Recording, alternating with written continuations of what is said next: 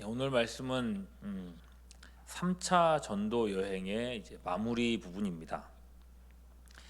이 전도 여행의 내용을 차분히 이렇게 살펴보다 보면 저자인 누가가 강조하고 싶어하는 그런 내용이 보입니다.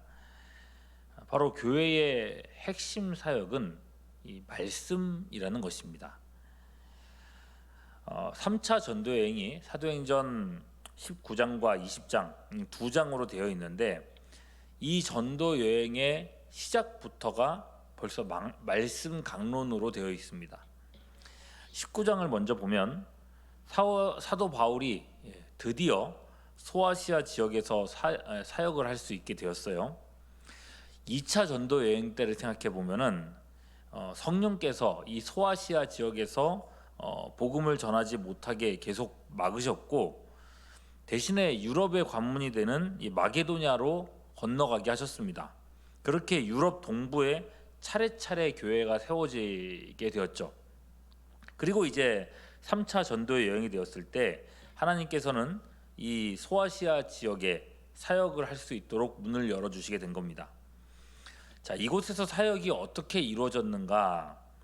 19장 8절을 보면은 바울이 회당에 들어가 석 달 동안 담대히 하나님 나라에 관하여 강론하며 권면했다 그랬어요. 강론했다. 하나님의 말씀을 설명하고 사람들을 설득했다는 거죠. 여러분, 다른 사람도 아니고 사도 바울이 이 정도를 가지고 애정을 가지고 가르쳤으면은 그래도 좀 열매가 있어야 되겠다 생각이 들지 않겠습니까? 근데 그 결과는 어땠는가? 19장 9절 보면 어떤 사람들은 마음이 굳어 순종하지 않고 무리 앞에서 이 돌을 비방했다 그랬어요. 여러분, 3개월 동안 애써서 말씀을 전했는데 사람들의 반응은 이 냉담했다는 겁니다. 냉담을 넘어서 바울의 가르침과 그 복음을 비방하는 사람들까지 생겨났다 그래요. 그러니까 바울 입장에서는 굉장히 좀 실망스러웠겠죠. 그러면 여러분, 말씀을 전하는 걸로 안 됐으니까 이제 좀 다른 방법도 써보는 건 어떨까 싶은 생각이 들 수도 있잖아요. 뭔가 바울이 이제 봉사 활동을 더 많이 해서 사람들의 주목을 받는다거나 당시에 사람들이 좋아할 만한 뭔가를 제공한다거나 이런 것들로 사람들의 마음을 사로잡는 방법으로 좀 전환을 했으면 어땠을까? 뭐 이가 안 되면 잇몸으로라도 해야 되지 않겠습니까? 근데 바울은 어떻게 대처했는가 보면은 9절 후반절에 보면 19장 9절 보면요, 바울이 그들을 떠나 제자들을 따로 세우고 두란노 서원에서 날마다 강론하니라 이렇게 얘기했어요. 예. 오히려 더 말씀에 치중했다는 겁니다. 바울의 말에 그나마 반응했었던 몇몇 사람들을 따로 세워가지고서는 그들을 말씀으로 완전히 그냥 절여버릴 정도로 날마다 강론했다 그랬어요. 그걸 얼마 동안 했는가 하면은 앞서서 회당에서 사역할 때는 3개월 동안 말씀을 전했다 그러지 않았습니까? 두란노 서원에서는 무려 2년, 아마 2년 반 이상을 좀 아마 사역을 했을 것 같아요. 그것도 매일 빠지지 않고 말씀을 가르쳤다는 겁니다. 그렇게 하나님의 말씀에 완전히 사람들을 사로잡히게 만들었다는 거죠. 그 결과 어떤 일이 벌어졌는가? 10절 보면요, 2해 동안 이같이 하니 아시아에 사는 자는 유대인이나 헬라인이나 다 주의 말씀을 듣더라 이렇게 얘기했어요. 여기서 말하는 이 아시아가 이제 소아시아 지역인데 이게 굉장히 큰 지역이거든요. 넓은 지역이에요. 혼자 다녀서는 웬만큼 커버하기 어려운 범위입니다. 그런데 이 아시아에 사는 사람들은 이방인인 헬라인은 말할 것도 없고 복음을 앞장서 반대했던 유대인들까지도 주님의 말씀을 다 들었다 그랬어요. 그렇게 소아시아의 7교회 같은 교회들이 세워진 겁니다. 그리고 그 중에는 이 골로새 교회 같은 바울이 가보지도 못한 그런 교회까지도 생겨났던 겁니다. 무슨 일이 생겨난 걸까요? 이 2년 이상 이 시간 동안 말씀을 매일 가르치면서 배운 사람들이 자신의 지역에 가서 복음을 전하고 말씀을 가르치는 일을 해나갔던 겁니다. 그러니까 바울인 여러 이 안에서 아주 소수의 사람들을 집중해서 가르쳤는데 거기서부터 뭔가 들풀에 불 번지듯이 복음이 퍼져나갔던 거예요. 내 능력이 아니었던 거죠. 바울 개인의 어떤 그런 어떤 스킬 같은 게 아니었다는 거예요. 그야말로 말씀의 능력이 이 모든 부흥의 역사들을 일으켰다는 겁니다. 아마도 이때의 경험을 통해서 바울이 이 목회 사역에 대한 중요한 관점 하나를 가지게 된 것 같아요. 디모데후서 2장 2절에 보면요, 또 내가 많은 증인 앞에서 내게 들은 바를 충성된 사람들에게 부탁하라. 그들이 또 다른 사람들을 가르칠 수 있으리라. 이게 바울 말년에 후배인 디모데 목사에게 알려주는 목회의 중요한 어떤 모습인 거죠. 나한테 네가 배운 거 있지 않은가? 그거를 충성된 사람들에게 또 강론하고 가르치면 그 충성된 사람들이 또 다른 사람들을 가르칠 거야. 그렇게 복음이 확장되어 나갈 것을 알려주는 거죠. 교회 부흥은 결국 말씀의 부흥이라는 겁니다. 그래서죠, 두란노 사역의 이 결과를 19장 20절에서는 이렇게 말합니다. 이와 같이 주님의 말씀이 힘이 있어 흥왕하여 세력을 얻으니라 라고 얘기했어요. 이런 엄청난 부흥만으로도 바울은 할 일을 다 했던 겁니다. 이게 3차 전도여행의 가장 큰 어떤 사역이었던 거죠. 그렇게 두란노 서원에서 이제 2년 그리고 3년 가까운 사역으로 이제 소아시아 사역을 마치려고 합니다. 그리고 그 마무리는 2차 전도여행 때 세웠던 유럽 관문 지역을 돌아본 뒤에 다시 소아시아 지역을 거쳐서 파송교회인 안디옥 교회로 돌아가는 일정이에요. 자, 그렇게 여러분 유럽 지역을 돌아보고 다시 아시아 지역으로 건너왔을 때입니다. 이때는 사역을 하기 위해서가 아니라 지나서 이제 사람들을 돌보면서 가려고 했던 거죠. 이때에 여러분 유명한 사건이 벌어집니다. 드로아라고 하는 지역에서 쉴 새도 없이 이곳에 딱 그 사역들을 쭉 감당하고 쉬지도 못하고 바울은 그대로 말씀을 가르치는 겁니다. 20장 7절 보면은 그 주간의 첫날에 우리가 떡을 떼려 하여 모였더니 바울이 이튿날 떠나고자 하여 그들에게 무엇을 했어요? 강론했어요. 또 말을 밤중까지 계속했다고 합니다. 그러니까 바울은 그냥 가는 곳마다 그냥 계속 말씀 전하는 일을 했던 거예요. 이 바울의 열정이죠. 한마디라도 더 가르치려고 밤 늦은 시간까지 강론을 했다고 합니다. 그런데 이게 말하는 사람뿐만 아니라 듣는 사람도 열정이었던 거예요. 아마 말씀을 듣던 이 장소가 이제 2층이었던 것 같습니다. 건물에. 그곳에 유두고라는 청년이 앉아 있었는데 창가에 앉은 채로 졸음을 이기지 못하고 있었습니다. 그런데 이제 그렇게 얘기를 하면은 아유, 말씀 듣는데 졸고 있냐, 한심한 사람이다라고 생각할 수도 있겠고요.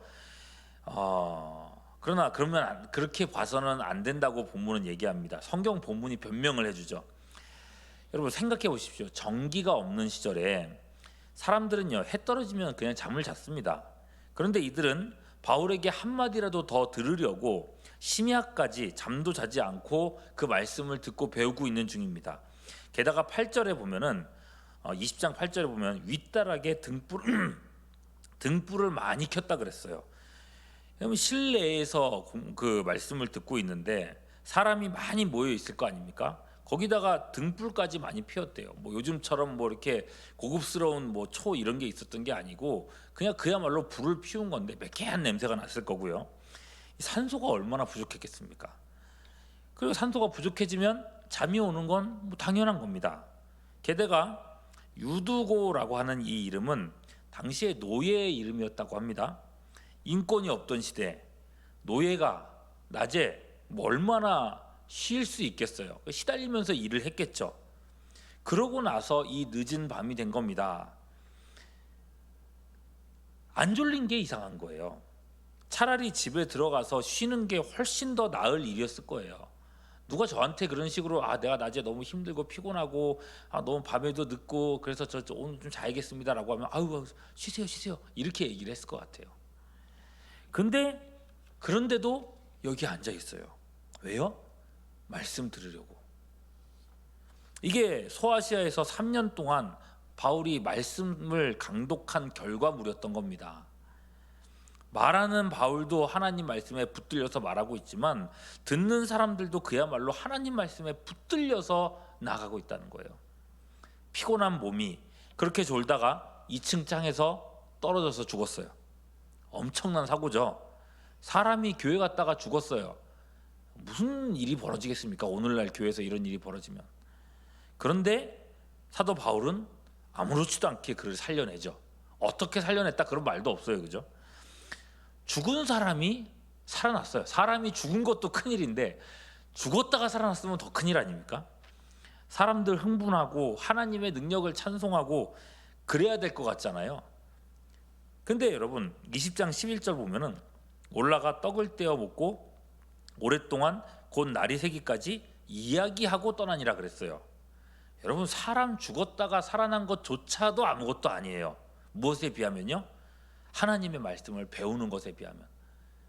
바울이 곧 떠날 건데 사람 죽었다 살아나는 게 뭐 그리 대단한 일이라고. 말씀 들어야지. 이게 이 사람들의 태도였다는 거예요. 바울은 그저 이곳에 와서 말씀만 가르치고 그냥 그것을 떠났습니다. 이게 바울이 말씀을 대하는 태도였던 거예요. 그리고 이제 정말 마무리로 에베소라고 하는 지역으로 가서 그곳에 소아시아에 이제 세워졌던 그 교회들 있잖아요. 그 교회에 흩어진 장로들을 이제 소집해서 그들에게 고별 설교를 하게 되는 겁니다. 이 설교에서 지금까지 바울이 자기가 어떤 사역을 했는지 3년 동안 이거를 우리에게 분명하게 보여주고 있죠. 지금부터 이제 잘 보셔야 될 내용입니다. 18절 보면은 오매 그들에게 말하되 아시아에 들어온 첫날부터 지금까지 내가 항상 여러분 가운데서 어떻게 행하였는지를 여러분들도 아는 바니. 자, 여러분 어떻게 행했는가? 19절 곧 모든 겸손과 눈물이며 유대인의 관계로 말미암아 당한 시험을 참고 주를 섬긴 것. 이렇게 얘기를 했어요. 주님을 어떻게 섬겼을까요? 뭘 하면서 섬겼을까요? 그게 20절입니다. 유익한 것은 무엇이든지 공중 앞에서나 각 집에서나 거리낌 없이 여러분에게 어떻게 했다고요? 전하여 가르쳤다. 장소를 불문하고 바울은 사람이 있는 곳이면 어디서든지 말씀을 가르쳤다고 말합니다.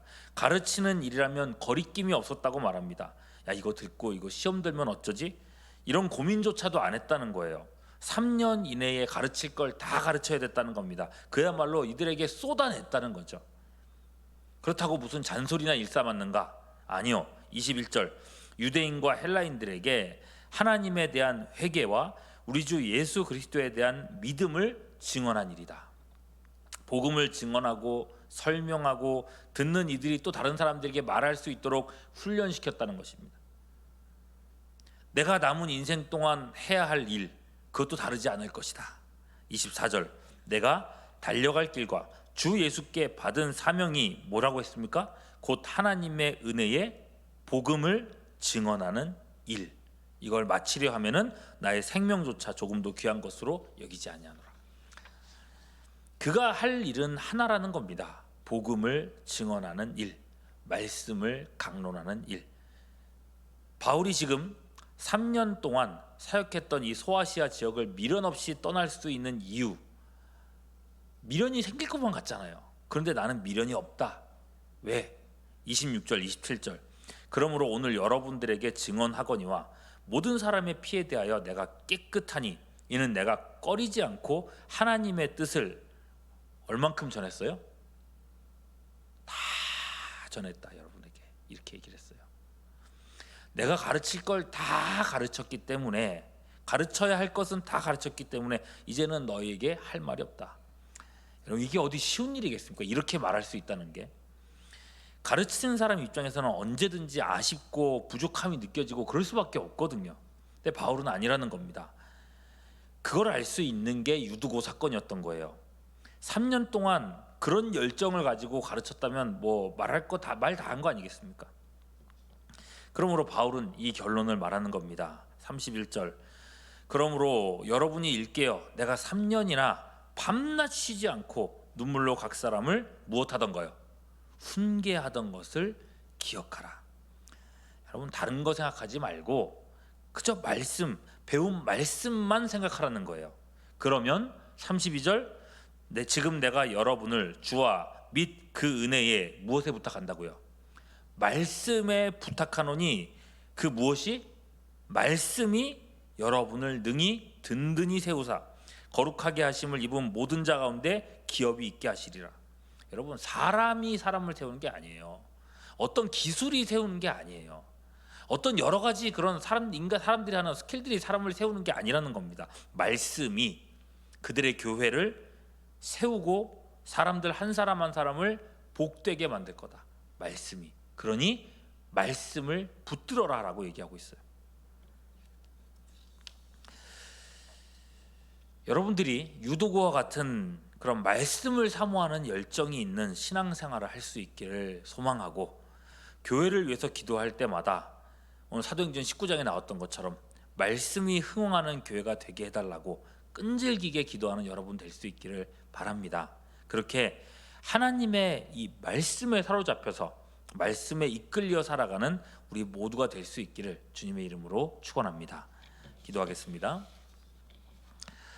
바울에게 또 유두고에게 있었던 이 말씀에 대한 사랑과 갈망과 열정이 우리 교회 모든 또 사역자들과 성도들에게 있기를 원합니다. 주님, 성령으로 우리의 심령을 열어주사 주님의 말씀을 펴서 보게 하시옵고, 이 말씀을 통해 하나님 나라를 선명하게 보여주시오며 말씀 안에서 매일을 승리하게 도와주시옵소서. 오늘 아침에도 우리의 기도를 조성하시기를 간구하옵고 우리 구주 예수 그리스도의 이름으로 기도하옵나이다. 아멘.